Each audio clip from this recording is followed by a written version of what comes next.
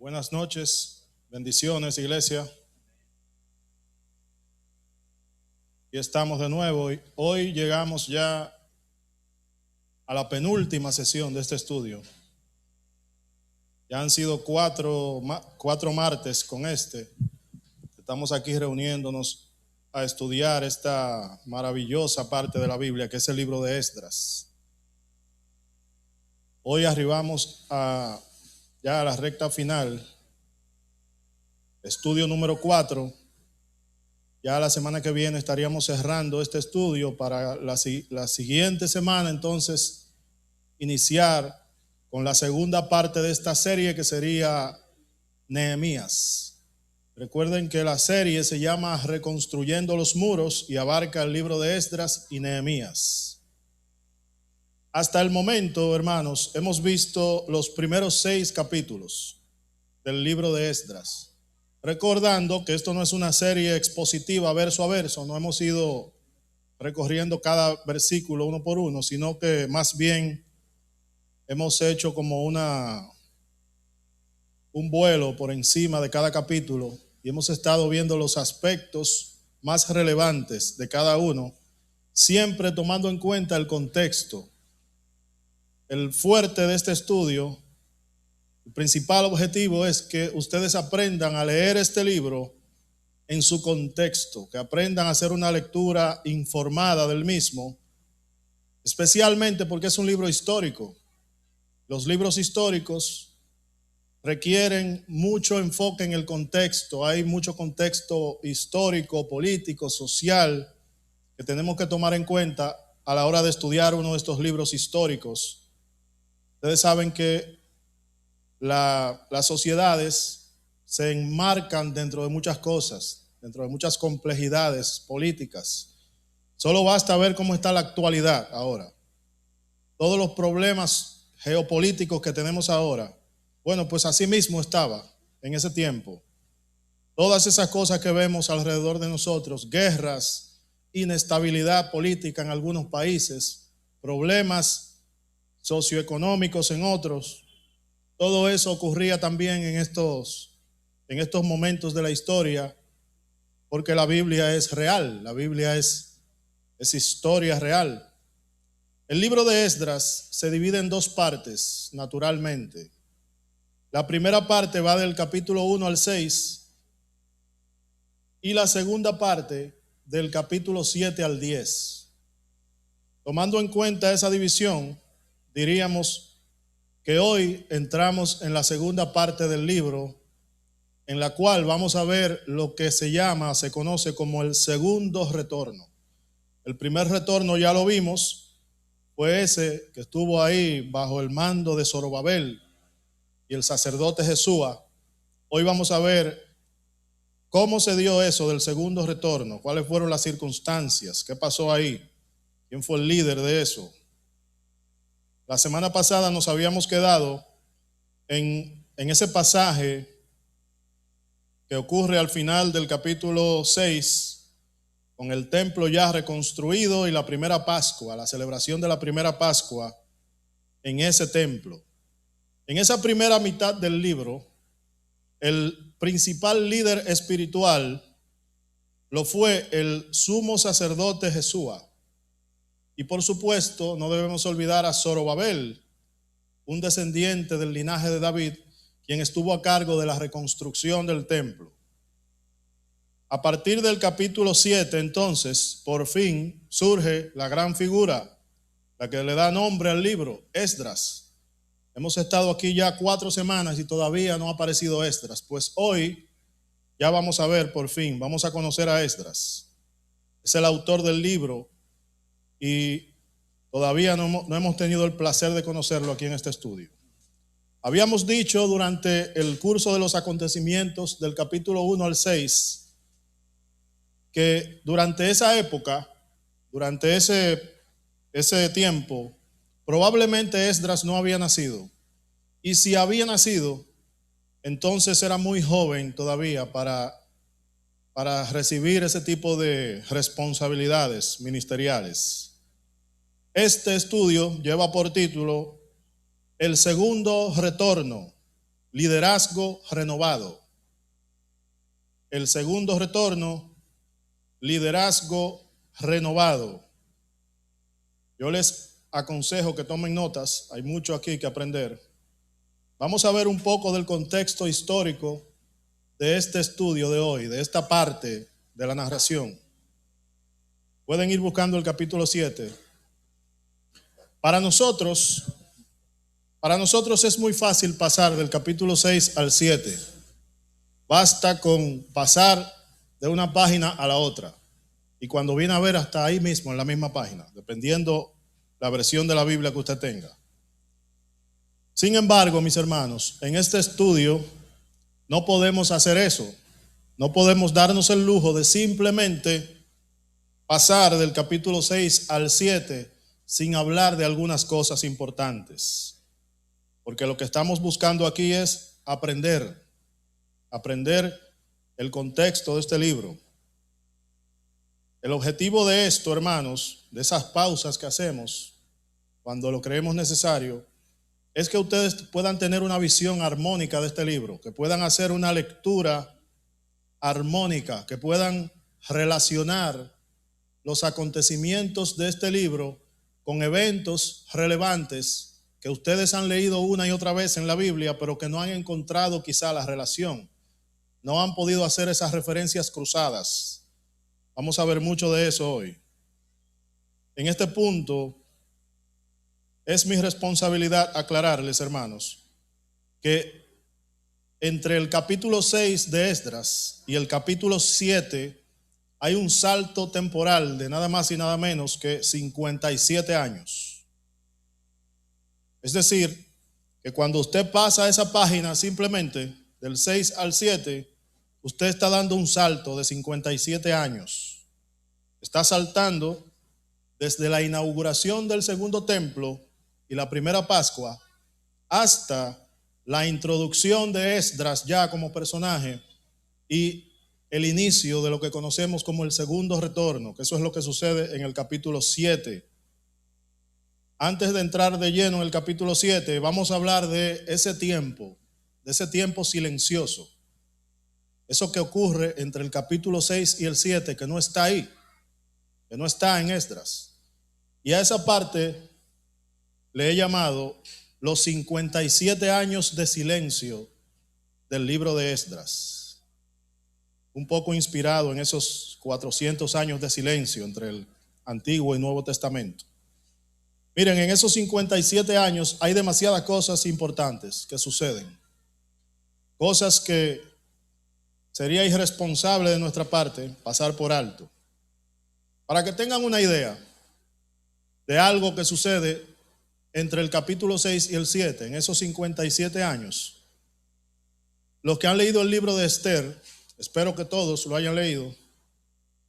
Bueno, pues el libro de Esther completo transcurre ahí, en ese intermedio, entre el 6 y el 7 de Esdras. Es decir, mis hermanos, que mientras los judíos están en Jerusalén, esos judíos que regresaron en el primer retorno, están en Jerusalén, en la capital de Persia hay un hombre llamado Amán, funcionario del rey Asuero en ese tiempo, que está tramando un genocidio contra esos judíos y contra todos los judíos, de hecho.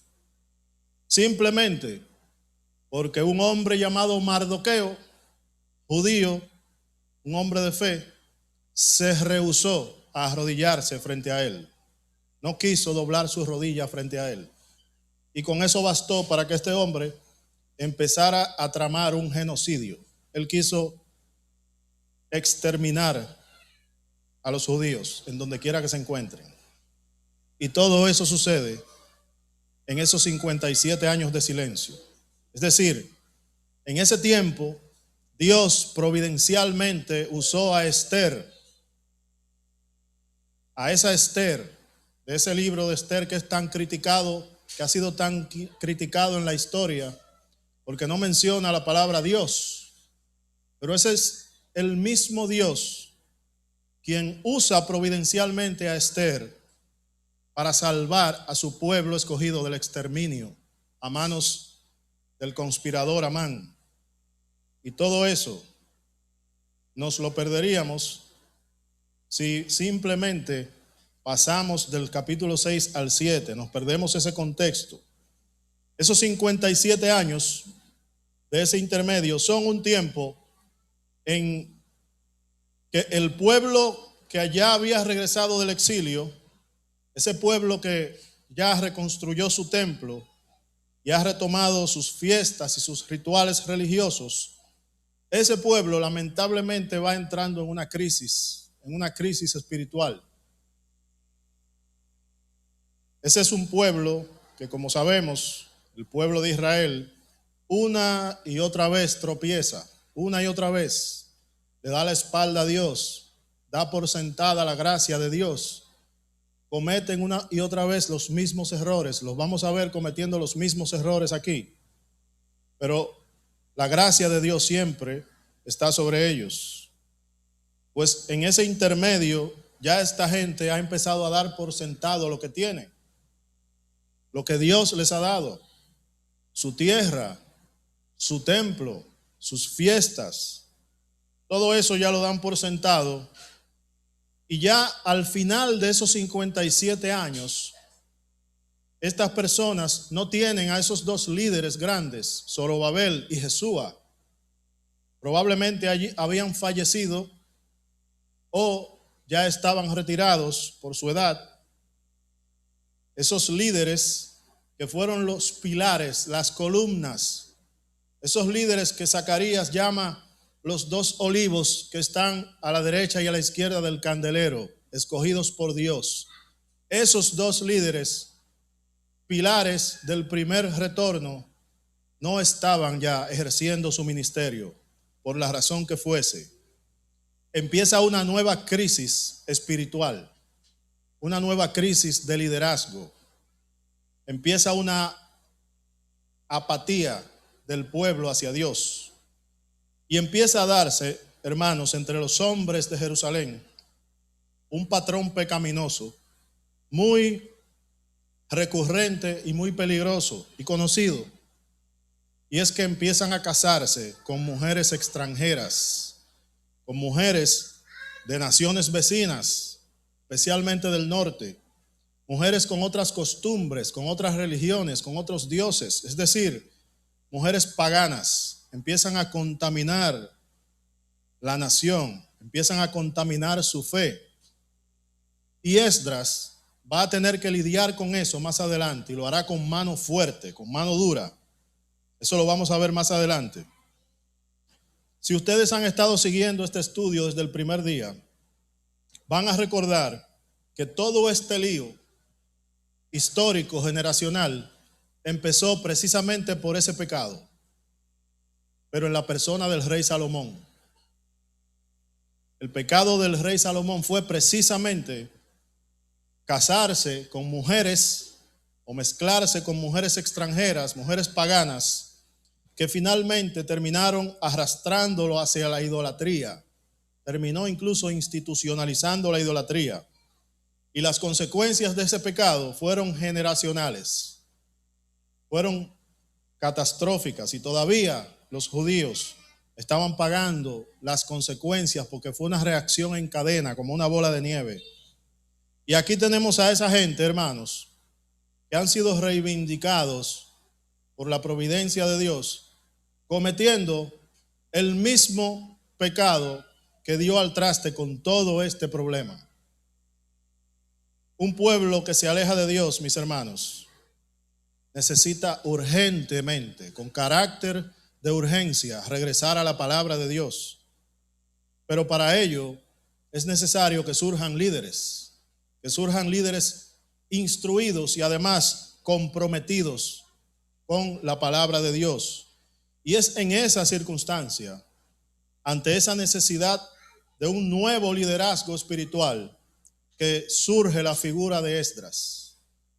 En el capítulo 7, hermanos, si lo tienen ahí ya, Esdras se introduce a sí mismo. Vemos que se presenta de una forma muy particular, muy característica para la época, y es poniendo sobre la mesa sus credenciales. Él lo que hace es que nos muestra su genealogía, ahí mismo al inicio del capítulo, para que quede bien claro que él es un descendiente de Aarón.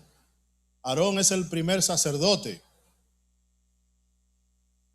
La familia aarónica, esa línea aarónica, es la única que tiene la facultad y la responsabilidad de ejercer el sacerdocio. Entonces, lo que él hace aquí es poner esas credenciales sobre la mesa para que quede bien claro quién es él, para que quede bien claro que él está en pleno ejercicio de sus facultades. El capítulo 7 no lo vamos a leer completo, evidentemente. Vamos a leer algunas secciones relevantes. Vamos al inicio del capítulo, versículos del 1 al 5. Visualicen el pasaje. No lo vamos a leer ni siquiera completo ese pasaje. Ahí hay una parte que es genealogía. Vamos a enfocarnos en palabras clave de ese pasaje. Al inicio dice, pasadas estas cosas. ¿Cuáles son esas cosas a las que se refiere Esdras ahí? Bueno, estas cosas son todos los acontecimientos que hemos visto del capítulo 1 al 6, el regreso del exilio, los 2 años sabáticos que se tomaron, el inicio de la construcción, la oposición que hubo, los 16 años de retraso, el reinicio de la obra, la terminación, la inauguración, la celebración de la primera Pascua. Todas esas cosas son esas que él llama estas cosas. Pasadas estas cosas, en el reinado de Artajerjes, ahí nos ubica en la historia, en el reinado de Artajerjes, rey de Persia, nos está diciendo, es decir, 57 años después de eso que ustedes leyeron, en eso que hoy en día llamamos el capítulo 6. 57 años después de esa primera Pascua, en el reinado de Artajerjes, Esdras, hijo de Seraías, y ahí él empieza con su genealogía. Y esa genealogía se extiende y viene a terminar en el versículo 5 diciendo, hijo de Eleazar, hijo de Aarón, primer sacerdote. Ahí era que él quería llegar. Esas son sus credenciales, es su carnet, para que nosotros sepamos de quién se trata esto, con quién es que estamos tratando aquí. Él nos está ubicando en el tiempo y está dejando bien claro quién es él. En el verso 6, ahí mismo, él nos presenta al personaje de Esdras regresando a Babilonia. Ahí entra de una vez al segundo retorno. Y de paso, nos habla un poquito más de su persona. Vamos a conocerlo un poco. Dice así el versículo 6. Este Esdras subió de Babilonia. Tomen en cuenta algo ahí, algo interesante, importante. Esdras está hablando en tercera persona ahí. Él es el autor del libro, pero está hablando en tercera persona. Está hablando de él, de esa persona, de Esdras. Este Esdras subió de Babilonia, era escriba diligente, subrayar esto, escriba diligente en la ley de Moisés, que Jehová, Dios de Israel, había dado. Y le concedió el rey todo lo que pidió, y le concedió el rey todo lo que pidió, porque la mano de Jehová, su Dios, estaba sobre Esdras. Bendita sea la palabra del Señor. Ya sabemos que Esdras es un sacerdote arónico. Sabemos que era escriba, pero no solamente que era escriba, sino que era un escriba diligente. Es decir, los escribas eran eruditos de la palabra. El trabajo de los escribas era transcribir la Biblia, lo que era la Biblia hasta ese momento, que era lo que nosotros conocemos como el Antiguo Testamento. El trabajo de ellos era transcribir una y otra vez esas escrituras, porque recuerden que no se había inventado la imprenta. La imprenta se inventó en el siglo XV. En ese tiempo, para pasar de generación en generación un escrito, sobre todo un escrito tan importante como este, había que hacerlo escribiendo a mano.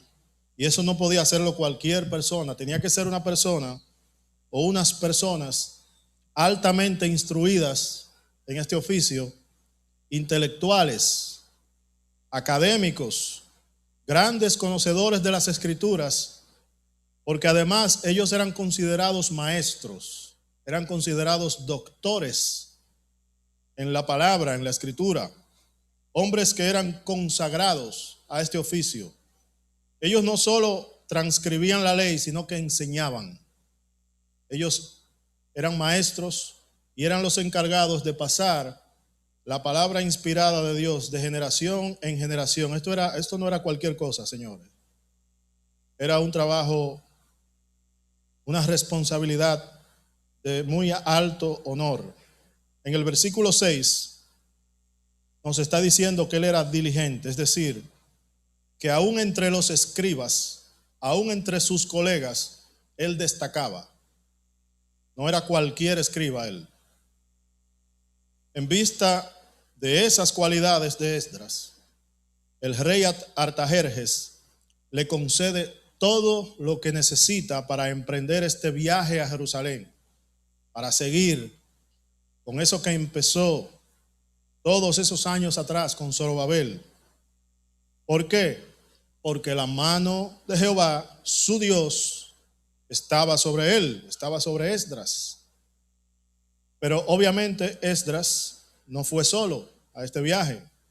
Lo acompañó un grupo de judíos, si bien no tan grande como el primer grupo, el primer retorno fue el grupo más grande, no es menos cierto que fue un grupo considerable que acompañó a Esdras.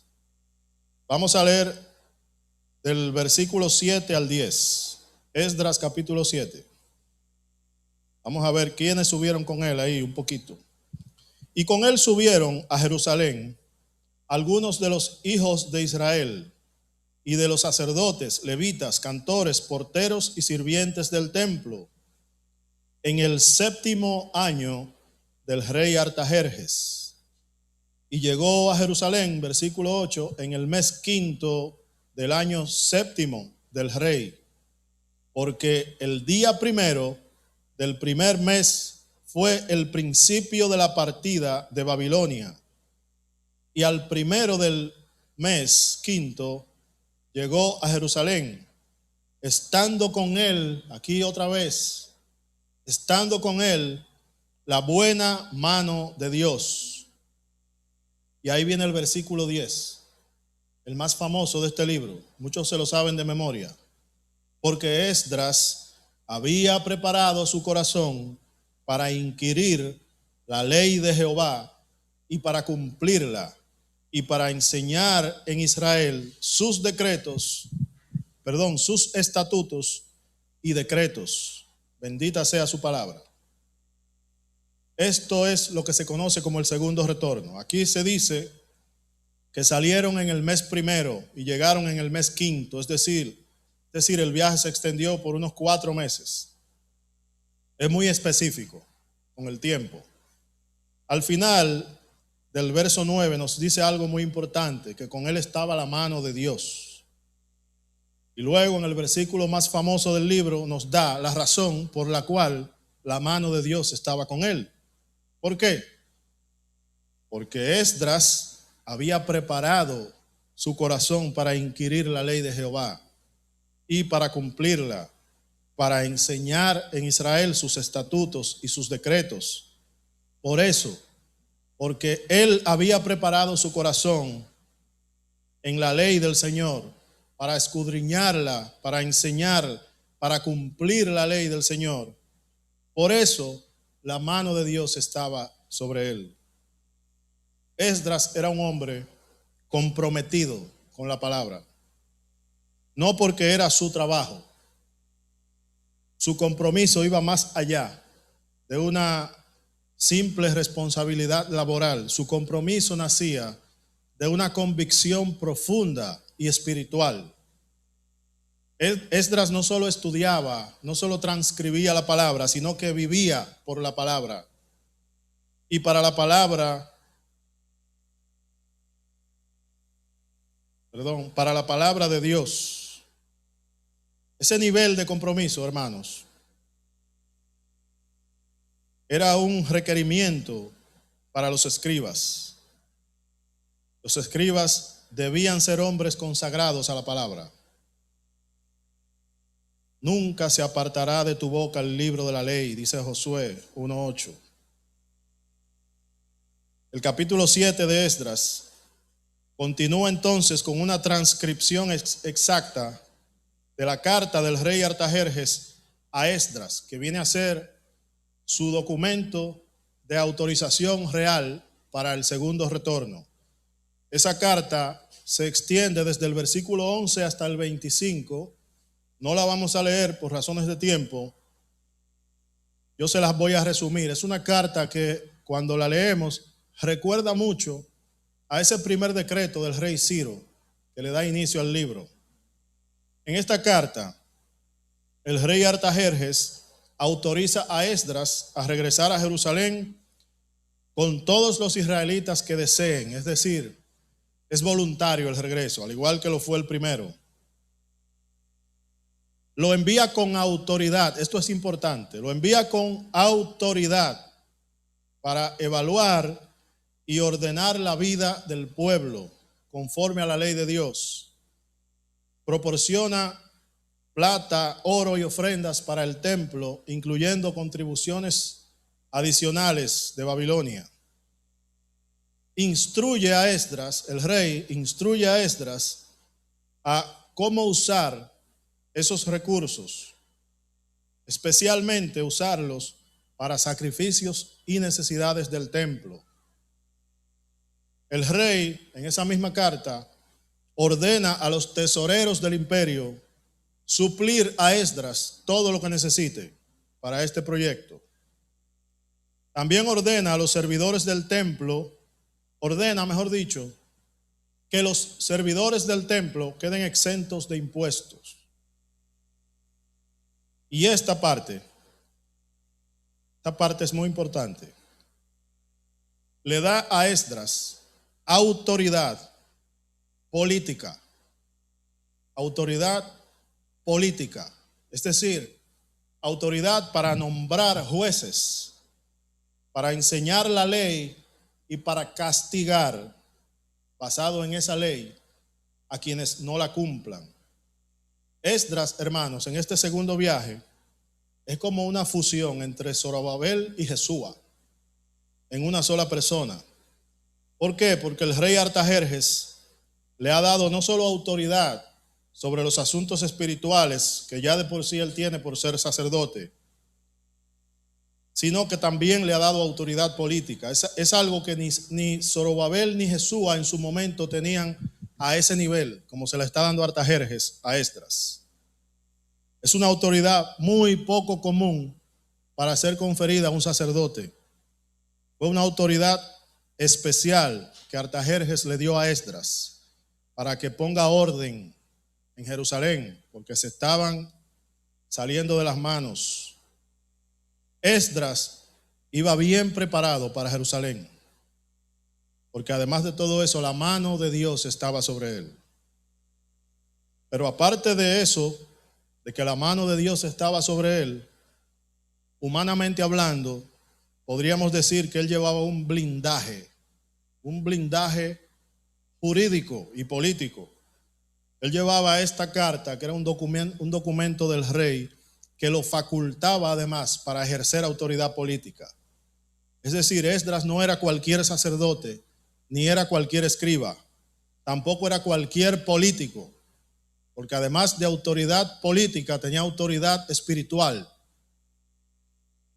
Las experiencias negativas del primer retorno, de todo lo que sucedió, de la oposición, de la pausa en la obra, de la corrupción que había ahí entre las autoridades locales, todas esas experiencias negativas llevaron a Artajerjes y a Esdras a ser cautelosos, a aprender de sus errores.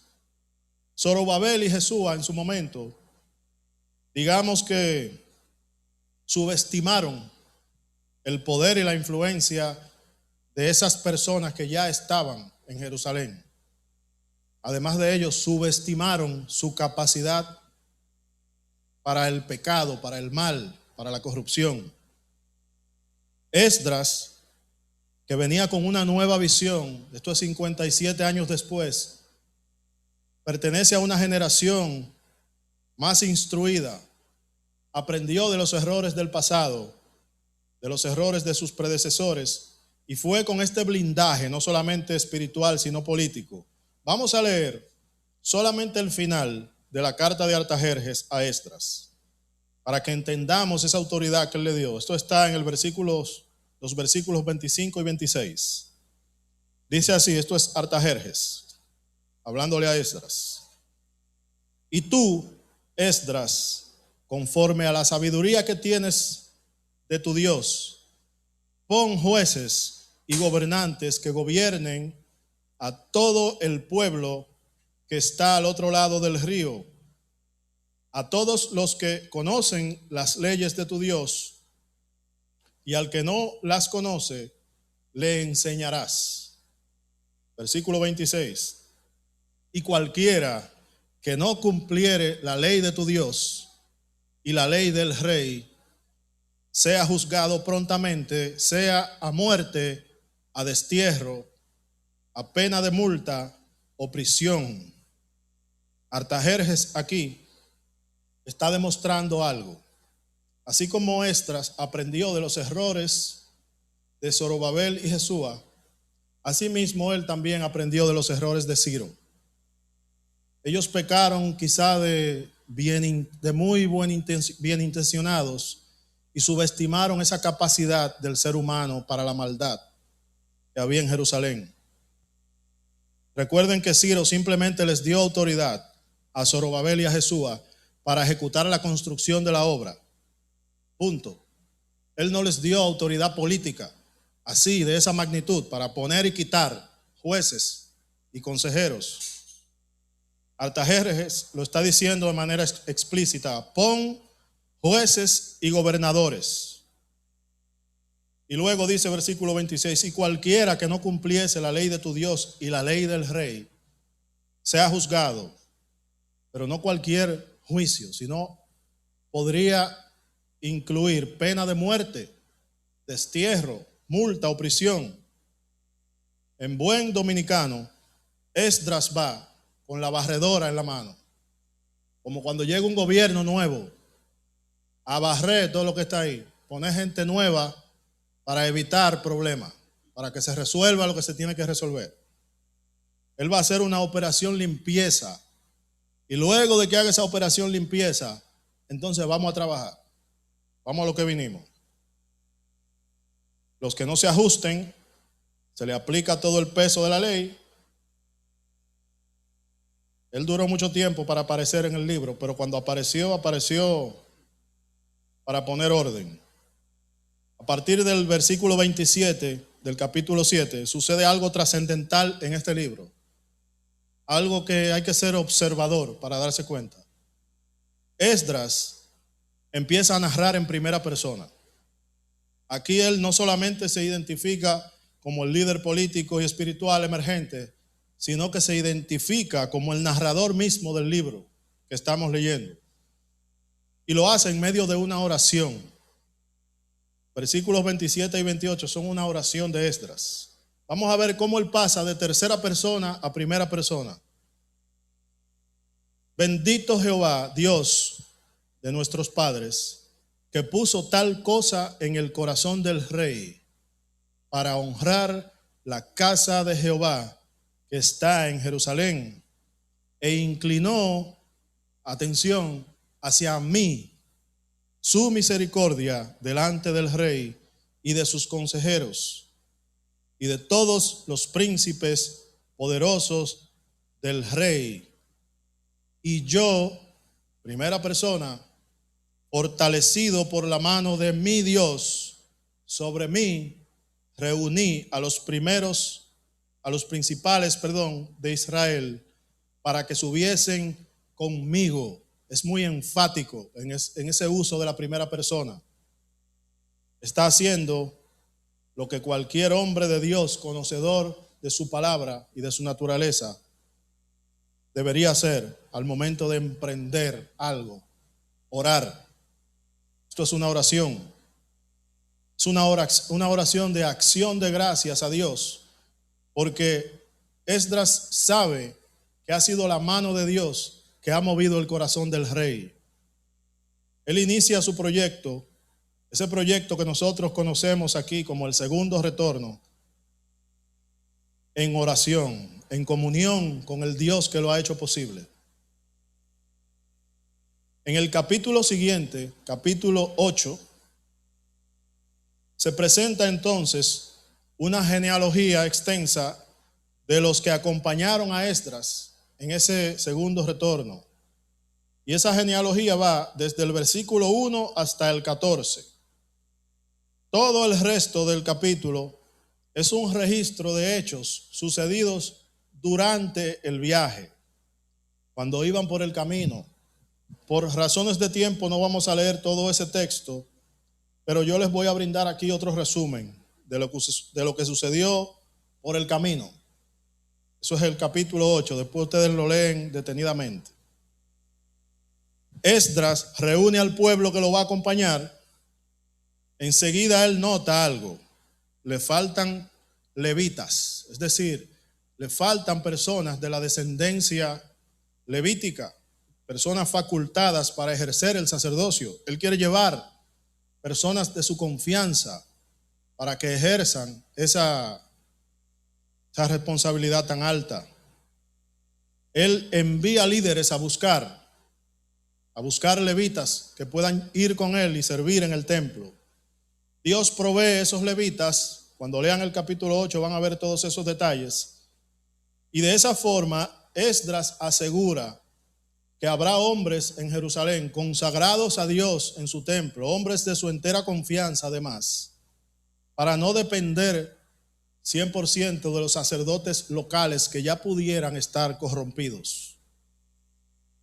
Esdras entonces, ahí también en el mismo capítulo 8, proclama un ayuno colectivo para humillarse ante Dios y pedir dirección para todo esto, para pedir protección. Esto es importante.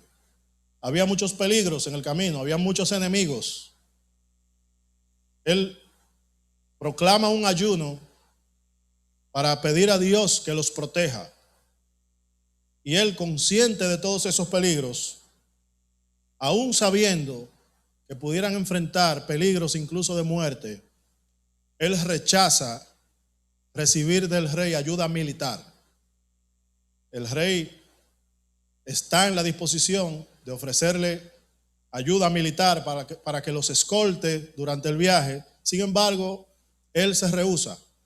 Él va confiado en que la mano de Dios está sobre ellos y que la mano de Dios los va a proteger y los va a llevar bien a Jerusalén. Y así mismo sucede. El pueblo ora y ayuna, Dios escucha. Y esto es una muestra, hermano, de que las disciplinas espirituales, en este caso ayuno y oración, son centrales para el éxito de cualquier proyecto, en este caso de ese viaje. Esdras organiza cuidadosamente las custodias de todas esas ofrendas que ellos recibieron. Durante el viaje Dios los protege, llegan bien a Jerusalén, entregan todas esas ofrendas, ofrecen sacrificios al Señor y así cierra todo ese proceso del viaje, y lo hacen también en oración. Conclusión, hermanos. El pueblo de Dios necesita líderes. En ausencia de Zorobabel y Jesúa, empieza una crisis espiritual, una apatía hacia Dios. Y esto genera desobediencia directa a la palabra de Dios. Porque la palabra de Dios, hermanos, es nuestra autoridad. Pero aún así, aún teniendo la palabra de Dios, Dios ha puesto personas, ha puesto líderes para que sean custodios de su palabra y guías para nosotros, su iglesia. Pero si ese liderazgo tiembla, nosotros también temblamos. Si ese liderazgo tropieza, nosotros tropezamos. Necesitamos líderes, pero necesitamos líderes así como Esdras, comprometidos con la palabra, no solo porque sea su trabajo, sino que su compromiso nazca del corazón, que sea un compromiso espiritual, que sea una vocación real y un compromiso de ellos con Dios primeramente y luego con nosotros. Esos líderes son los que nosotros necesitamos. Necesitamos líderes que tengan carácter, que confíen en Dios así, de esa forma que Esdras confió en Dios, que incluso se rehusó a recibir ayuda militar, se negó a recibir una escolta militar, porque su confianza en Dios era tan grande que él sabía que Dios los llevaría a su destino, aún con todos los peligros del camino, aún con todas esas ofrendas que llevaban, con toda esa plata y ese oro. Él decidió irse solamente custodiado por la gracia de ese Dios que estaba sobre ellos. Nosotros necesitamos líderes que tengan ese nivel de confianza en Dios hoy en día para la iglesia. Hermanos, si estás pensando o si sueñas con ejercer liderazgo ministerial, tienes que saber que ser un líder en sentido general requiere muchas cualidades, muchas aptitudes y actitudes. Pero ser un líder en la iglesia requiere todas esas cualidades y además requiere otras cualidades que el mundo no te va a hablar de ellas. Un líder en cualquier ministerio de la iglesia debe ser no solamente comprometido, sino sacrificado. Debe poner su vida, si es preciso, por las personas, por las ovejas que dependen de él. Debe comprometerse en primer lugar con Dios y su palabra. Segundo lugar, con el bienestar del redil santo de Dios. Y luego entonces ejercer cualquier tipo de ministerio que le sea concedido. Ser un líder ministerial no es cualquier cosa. Cualquiera puede hablar bonito, cualquiera puede prepararse académicamente, pararse en un púlpito y leer una porción de la Escritura. Cualquiera puede enseñar, manejar un vehículo, llevar un grupo de jóvenes. Cualquiera puede hacer ese tipo de cosas humanamente hablando, pero el liderazgo de la iglesia requiere un compromiso espiritual. Y Esdras nos enseña mucho de eso. Esdras nos enseña que además de esas credenciales que él puso sobre la mesa, diciendo yo soy descendiente de ese linaje sacerdotal, esas eran las credenciales legales. Pero además de esa, él presenta otras credenciales sin necesidad de articularlas. Sus hechos, sus acciones muestran esas credenciales, muestran el compromiso, muestran la humildad, pero también muestran el carácter. Ese carácter incluye saber tomar decisiones en el momento que hay que tomarlas, saber tomar la vara y el cayado cuando sea necesario, saber cuándo abrazar y cuándo azotar. La próxima semana, hermanos, vamos a ver cómo Esdras, ese líder con todas esas cualidades, tuvo que ejercer ese liderazgo especial. Cómo Esdras tuvo que lidiar con el pecado de este pueblo.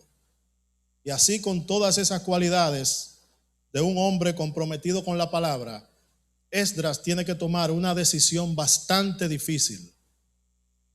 Unas medidas que son tan fuertes que si nosotros nos trasladamos ahí, de solo pensarlo, se nos eriza la piel al pensar qué habrán sentido todas esas personas. Porque él tuvo que separar al esposo de la esposa y al hijo de sus padres. ¿Por qué? Porque Dios así lo había determinado en su ley. Se había transgredido esa ley y él era un gendarme de esa ley, un custodio de esa ley. Por ende, tenía que actuar en consecuencia y tomar medidas drásticas. Eso lo veremos en el próximo estudio. Ahora quisiera que me acompañen a orar. Padre, te damos gracias por tu palabra, Señor. Te damos gracias porque nos permites ser partícipes de ese regalo maravilloso que es tu revelación escrita. Gracias, Padre, por esta ocasión, por este tiempo de oración y estudio que nos das cada semana para que podamos estar en comunión contigo y también podamos crecer en el conocimiento de tu voluntad, de tu naturaleza, de tus mandatos, Señor, que son nuestra guía. Acompaña a cada uno de tus hijos a sus lugares, a sus casas, que lleguen todos bien y que esto que hemos aprendido el día de hoy sea de edificación no solo para la iglesia, sino para todas las personas allegadas a nosotros. Sigue bendiciendo tu iglesia, sigue guiando a tus líderes para que puedan a su vez guiar a esas personas que tú le has entregado, Señor. En el nombre de Jesús. Amén.